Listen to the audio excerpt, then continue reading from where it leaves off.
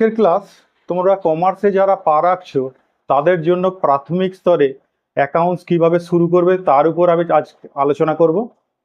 আজকে তোমাদের শেখাবো অ্যাকাউন্টস কি, অ্যাকাউন্টস কিভাবে পোস্টিং করতে হয়, কিভাবে আমরা অ্যাকাউন্টসে প্রথম শুরু করব সেটা শেখাবো।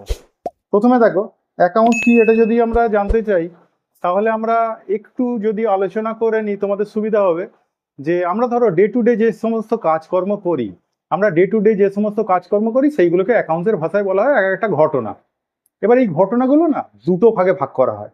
দুটো ভাগে ভাগ করা হয়, কিছু ঘটনা আছে যেগুলো আর্থিক ঘটনা, আর কিছু ঘটনা আছে যেগুলো হচ্ছে অনার্থিক ঘটনা।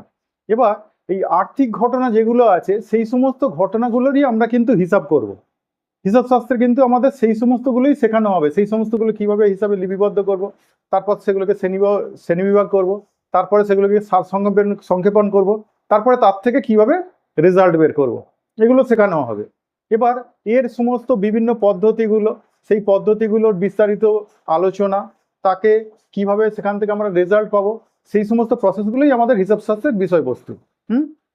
এইবার এই যখন আমরা এই যে কোনো ধরো আমাদের জীবনে যে সমস্ত আর্থিক ঘটনাগুলো ঘটছে সেই সমস্ত ঘটনাগুলোকে কিভাবে লিপিবদ্ধ করব, কিভাবে সেইগুলোকে আবার ফাইনালাইজ করব, সেগুলোই হিসাব শাস্ত্রে শেখানো হবে। এইবার আমরা যখন কোনো ট্রানজাকশন বা কোনো এইরকম আর্থিক ঘটনা ঘটে সেই সমস্ত আর্থিক ঘটনাগুলোকে বলা হয় অ্যাকাউন্টসের ভাষায় ট্রানজাকশন বা লেনদেন। এবার প্রথমে প্রাথমিক স্তরে যখন অ্যাকাউন্টস আসেনি তখনও তো আমরা হিসাব করতাম। তখন আমরা হিসাব করতাম, কিভাবে হিসাব করতাম, যে আমরা ধরো একটা কোনো বাজারে গেলাম, পয়সা কড়ি নিয়ে বাজারে গেছি, আমাদের হাতে 1000 টাকা আছে, সেখানে কিছুটা মাছ কিনেছি, কিছুটা চাল কিনেছি, কিছুটা ডাল কিনেছি, কিছুটা হয়তো একটা ক্যালকুলেটর কিনেছি, কিনে এসে বাবাকে হিসাব দিচ্ছি যে আমাদের 800 টাকা খরচ হয়েছে, 200 টাকা পড়ে আছে, নাও তুমি 200 টাকা নিয়ে নাও, ফেরত দিলাম। তাহলে এইভাবে আমরা প্রাথমিক স্তরেও কিন্তু আমরা হিসাব করতাম যখন হিসাব শাস্ত্র আসেনি। তারপর যুগের বিবর্তন হয়েছে, যুগের বিবর্তন হয়ে আবার তখন হিসাব শাস্ত্র এসছে। হিসাব শাস্ত্র আসার পর তারপরে প্রথমে প্রাথমিক স্তরে হিসাব করা হতো একতরফা ভাবে, মানে আমরা যেরকম বললাম একদিকটা আমরা হিসাব করতাম। কিন্তু তার পরবর্তী সময় যখন যুগের বিবর্তন ঘটলো, যুগ আরো অ্যাডভান্স হলো, তখন দেখা গেল অ্যাকাউন্টসের একটা নিয়ম বেরিয়ে এলো, যেখানে বলা হলো যে অ্যাকাউন্টসে আমরা যে সমস্ত ওই লেনদেনগুলোকে আমরা লিপিবদ্ধ করছি সেখানে একতরফাভাবে লিপিবদ্ধ করব না। আমরা এই অ্যাকাউন্টসের লেনদেনগুলোকে, দেখো লেনদেন কথাটার মধ্যে এই দুটো দিক জড়িয়ে আছে, লেন আর দেন। কিছুটা তুমি যদি কিছু নাও তার জন্য তোমাকে কিছু কিন্তু দিতে হবে। তাহলে আমরা যেরকম নেওয়ার হিসাব করব তার সাথে সাথে আমরা দেওয়ার হিসাবটাও করব, অর্থাৎ লেনের হিসাব করব, দেনের হিসাবও করব। এই অ্যাকাউন্টসের দুটো দিকে আমরা হিসাব করার যে পদ্ধতি এলো সেটাকে বলা হলো দুই তরফা দাখিলা পদ্ধতি। হ্যাঁ, দুদিকটাই হিসাব করব আমরা। প্রত্যেকটা লেনদেনের দেখবো দুটো করে দিক আছে, সেই দুটো করে দিক বের করব, সেই দুটো করে দিক বের করে আমরা দুটো দিকেই কিন্তু হিসাবে লিপিবদ্ধ করব। এই যে লেনদেনের যে দুটো দিক থাকে, এই দুটো দিককে বলা হয়, একটাকে বলা হয় ডেবিট আর একটাকে বলা হয় ক্রেডিট। অ্যাকাউন্টসের প্রথম সিঁড়ি হচ্ছে কিন্তু এইটা শেখা, যে কোনটা ডেবিট হবে কোনটা ক্রেডিট হবে, সেটা তোমাকে প্রথমে প্রাথমিকভাবে জানতে হবে, তারপরে কিন্তু তুমি পরবর্তী স্টেপগুলো এগোতে পারবে। এবার অ্যাকাউন্টসের যে ডেবিট ক্রেডিট যে বের করতে পারবে তার কিন্তু অ্যাকাউন্টসের বোনেরটা জানবে, ভিতটা ভালো তৈরি হয়ে গেল। এই ডেবিট ক্রেডিট বের করতে পারলেই তুমি কিন্তু অ্যাকাউন্টসের ভিতটা ভালো মতো তৈরি করে নিলে, এবার তারপরে তোমার অন্যান্য অ্যাকাউন্টসে যখন যাবে সেখানে তেমন একটা অসুবিধা হবে না। এবার এই অ্যাকাউন্টসের আমরা ডেবিট ক্রেডিট কিভাবে বের করব। এই ডেবিট ক্রেডিট বের করার জন্য ধরো প্রাথমিক স্তরে অ্যাকাউন্ট যখন স্টার্ট হয়েছিল তখন কিন্তু আগে ব্যবসা বাণিজ্য কারা করতো বলো তো? ব্রিটিশরা একটা রুলস বের করেছিল, যে রুলসটার নাম হচ্ছে গোল্ডেন রুলস। এই গোল্ডেন রুলসে বলা হয়েছে আমরা কোন অ্যাকাউন্টসকে কিভাবে বা লেনদেনকে কিভাবে অ্যাকাউন্টসে পোস্টিং করার সময় কোনটা ডেবিট করব কোনটা ক্রেডিট করব। এবার আমরা একটা লেনদেন যখনই ঘটলো না, এই লেনদেনটা ঘটার সঙ্গে সঙ্গে আমরা যখন ওকে পোস্টিং করব, পোস্টিং করার সময় আমরা বললাম যে ব্রিটিশরা একটা রুলস বানিয়েছে যেটার নাম হচ্ছে গোল্ডেন রুলস। সেই রুলসে বলা হয়েছে যে আমরা দুটো দিক কি কি পোস্টিং করব, এই দুটো দিক কিভাবে পোস্টিং করব, কোনটাকে ডেবিট করব কোনটাকে ক্রেডিট করব সেটা কিন্তু আমরা দেখাবো।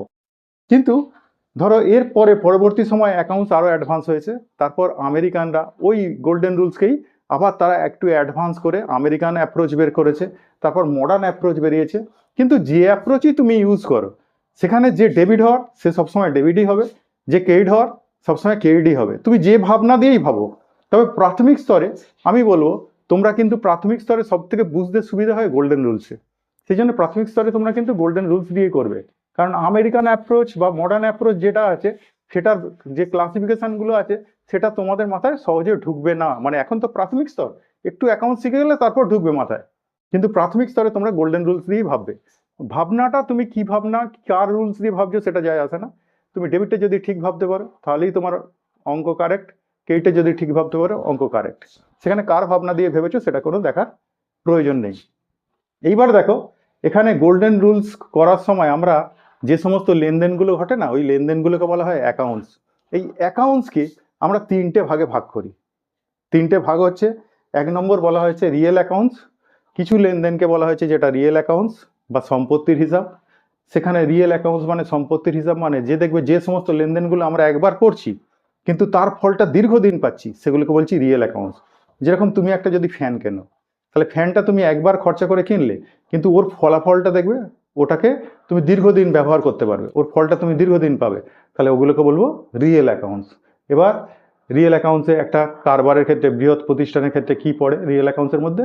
জমি, বাড়ি, ফার্নিচার, মেশিন, কার, ক্যাশ, এই সমস্ত স্টক, তাই এই সমস্তগুলো হচ্ছে তাদের রিয়েল অ্যাকাউন্টস। 2 নম্বর অ্যাকাউন্টস হচ্ছে যেটা দেখবে আমি বোর্ডে লিখেছি, 1 নম্বর লিখেছি রিয়েল অ্যাকাউন্টস। রিয়েল অ্যাকাউন্টসের মধ্যে কারা পড়ে? ল্যান্ড, বিল্ডিং, মেশিন, ফার্নিচার, কার, ক্যাশ, এটসেট্রা এটসেট্রা, এই সমস্তগুলো রিয়েল অ্যাকাউন্টসের মধ্যে পড়ে। কোনো অর্নামেন্টস, সেটাও তো রিয়েল অ্যাকাউন্টস। কোনো ব্যাংকের ডিপোজিট, সেটাও রিয়েল অ্যাকাউন্টস। এবার নেক্সট হচ্ছে 2 নম্বর হচ্ছে পার্সোনাল অ্যাকাউন্টস। পার্সোনাল অ্যাকাউন্টস বা ব্যক্তির হিসাব। ব্যক্তির হিসাব কখন আসে জানলে? যখন আমরা কোনো লেনদেন ধারে করি, ধারে করলেই দেখবে আমরা কোনো ব্যক্তির নাম লিখে রাখি যে ওই দোকানদারের কাছ থেকে আমরা এতটা এই গুডসটা কিনে এনেছি।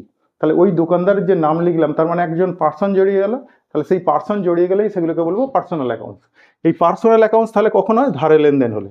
এই পার্সোনাল অ্যাকাউন্টসের মধ্যে এক্সাম্পলে কারা পড়ে? 1 নম্বর ওনার নিজে, মালিক নিজে একটা পার্সন, তাহলে ওনার নিজে হচ্ছে একটা পার্সন, পার্সোনাল অ্যাকাউন্টস। এবার ওনারের কি আছে বলো তো? ওনার যে টাকাটা নিয়ে আসে তাকে কি বলি? ক্যাপিটাল, সেটা পার্সোনাল অ্যাকাউন্টস। আবার ওনার যখন টাকা তোলে তাকে বলি ড্রয়িং, সেটাও পার্সোনাল অ্যাকাউন্টস, এই ওনার অ্যাকাউন্টস। নেক্সট হচ্ছে ডেটর্স, মানে যারা আমার থেকে ধারে মাল কেনে তাদেরকে বলি ডেটর্স। সেই ডেটর্সটাও পার্সোনাল অ্যাকাউন্ট, সেটা নাম থাকতে পারে এ বি সি, যা হোক নাম থাকতে পারে। কেইটর্স, পাওনাদার। পাওনাদার মানে যাদের থেকে আমরা ধারে কিনি তাদেরকে বলি কেইটর্স, তাহলে তারাও পার্সোনাল অ্যাকাউন্টস। নেক্সট হচ্ছে মিস্টার এক্স, মিস্টার ওয়াই, যা কিছু নাম আসবে সবই হচ্ছে personal account. ABC limited, tata India limited, হ্যাঁ, এগুলো সব কি personal account. Reliance India limited, personal accounts, ঠিক আছে, নাম আছে। এরপর 3 নম্বর হচ্ছে নমিনাল অ্যাকাউন্টস।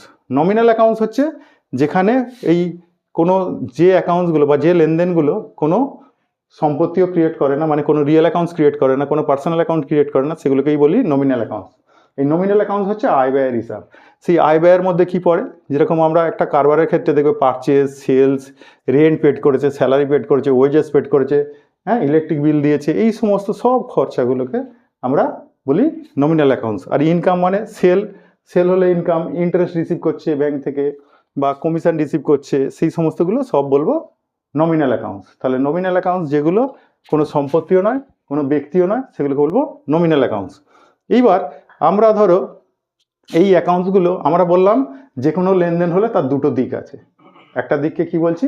একটা দিককে বলছি ডেবিট, আর একটা দিককে বলছি ক্রেডিট। তাহলে এই যে ডেবিট ক্রেডিট কখন কাকে করব, তার যে রুলস সেটাকেই বলি গোল্ডেন রুলস। সেখানে বলা হয়েছে যে রিয়েল অ্যাকাউন্টসের ক্ষেত্রে কামস ইন ডেবিট, যেটা তোমার কাছে আসবে তাকে ডেবিট করব, আর গোজ আউট ক্রেডিট, যেটা তোমার কাছ থেকে চলে যাবে তাকে ক্রেডিট করব। তাহলে comes in debit, goes out credit, এটা রিয়েল অ্যাকাউন্টসের ফর্মুলা। তাহলে যখনই দেখবে একটা রিয়েল অ্যাকাউন্টস আসছে, সে তোমার কাছে আসছে না তোমার কাছ থেকে চলে যাচ্ছে সেটা দেখবে, অর্থাৎ বাড়ছে নাকি কমছে, বাড়লে ডেবিট করব, কমলে ক্রেডিট করব। নেক্সট হচ্ছে পার্সোনাল অ্যাকাউন্টস। পার্সোনাল অ্যাকাউন্টসের ক্ষেত্রে বলা হয়েছে রিসিভার ডেবিট, যে তোমার থেকে কিছু রিসিভ করে সে হচ্ছে ডেবিট, আর যে গিভার, যে তোমাকে কিছু দেয়, সে হচ্ছে ক্রেডিট। তাহলে রিসিভার ডেবিট আর গিভার হচ্ছে ক্রেডিট পার্সোনাল অ্যাকাউন্টসের ক্ষেত্রে। আর নমিনাল অ্যাকাউন্টসের ক্ষেত্রে বলা হয়েছে এক্সপেন্সেস ডেবিট আর ইনকাম হলে ক্রেডিট। তাহলে যত এক্সপেন্সেস, যত খরচা, সেই খরচাগুলো ডেবিট করবে আর ইনকামগুলো ক্রেডিট করবে। এখানে অনেকের ভাবনা আছে নমিনাল অ্যাকাউন্টসে মনে করব এক্সপেন্সেস, খরচা মানে চলে যাচ্ছে। এক্সপেন্সেস চলে যাওয়ার হিসাব নয়, কিন্তু নমিনাল অ্যাকাউন্টসে আসা যাওয়ার হিসাব করবে না, নমিনাল অ্যাকাউন্টসে হিসাব করবে ওটা খরচ নাকি আয়। খরচ হলেই ডেবিট আর আয় হলেই ক্রেডিট। তাহলে এক্সপেন্সেস ডেবিট, ইনকাম ক্রেডিট। এবারে এইটা হচ্ছে তোমাদের নেট রুলস। এবার একেই আমেরিকানরা আবার অ্যাডভান্স কিছুটা অ্যাকাউন্টসটাকে অ্যাডভান্স করার জন্য এই রুলসটাকেই আবার একটু অ্যাডভান্স করে তাদের অ্যাপ্রোচ বের করেছে। তারপরে মডার্ন অ্যাপ্রোচ বেরিয়েছে, সেখানে কিন্তু ডেবিট ক্রেডিটের কনসেপ্ট কিন্তু একই। তুমি যে ভাবনাতেই ভাবো ডেবিট ক্রেডিট একই বেরোবে। সেখানে এই রুলস দিয়ে ভাবা সব থেকে সহজ, মানে যারা প্রাথমিক স্তরে অ্যাকাউন্টসে সবে পা রেখেছে তাদেরকে কিন্তু আমেরিকান অ্যাপ্রোচ বোঝানো অনেক কঠিন বা তাদের পক্ষে নেওয়াও অনেক কঠিন। সেই জন্য এই রুলসে ভাববো, আমি আমার ভাবনাটা যেটা আমার ব্রেন ক্যাচ করবে আমি সেই ভাবনায় ভাববো। আমি কেন টাফ ভাবনায় ভাবতে যাব? সেখানে লায়াবিলিটি আসবে, তুমি লায়াবিলিটি কি সেটা তোমার মাথায় ঢুকবে না। তার সেখানে অ্যাসেটস লায়াবিলিটি এইরকমভাবে ভাগ করা হবে। তা ভাগ করা হবে, তুমি প্রাথমিক স্তরে কোনটা অ্যাসেট কোনটা লায়াবিলিটি যদি ঠিক মতো বের করতে না পারো তাহলে সেখানে ভাবনা ভুল হয়ে যাবে। তাহলে তার থেকে আমি যে ভাবনা আমার মাথায় ইজিভাবে ঢুকবে আমি সেই ভাবনায় ভাবি। আমার ডেবিট ক্রেডিট বের করাটা তো ব্যাপার, তাহলে সেখানে যে ভাবনাটা তোমার ইজি লাগবে সেই ভাবনাতে তুমি ভাববে।